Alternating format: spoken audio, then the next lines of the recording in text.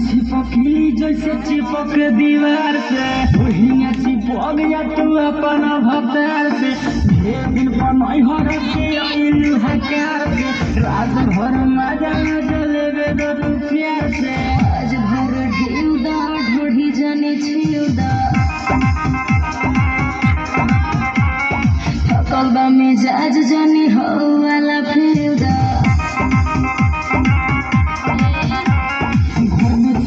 चिपक दीवार से वही चिपक गया तू अपन भतार से ढेर दिन बनई हर के आइल हकार से रात भर मजा जलेबे दो तू प्यार से आज भर ढेउदा ढोढ़ी जने छिउदा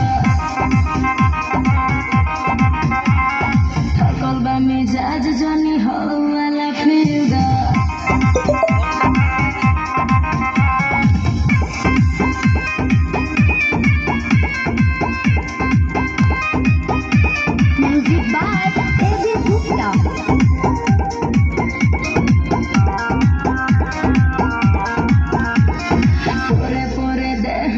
टूटतावे हो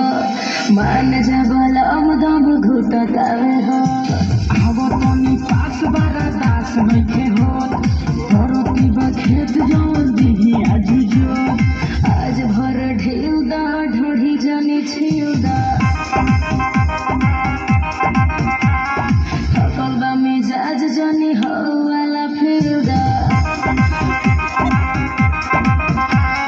घर में चिपकी जैसे चिपक दीवार से वही चिपक गया तू अपन भतार से ढेर दिन बनई हर के आइल हकार से रात भर मजा जलेबे दो तू प्यार से आज भर ढेउदा ढोढ़ी जने छिउदा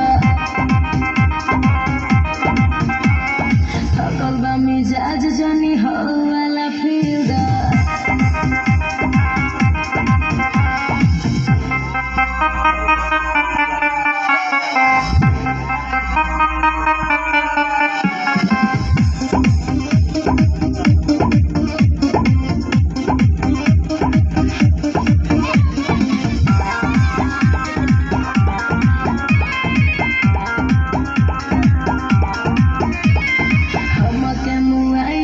छोड़ब कहो बुलेट राजा देह कोड़ब कहो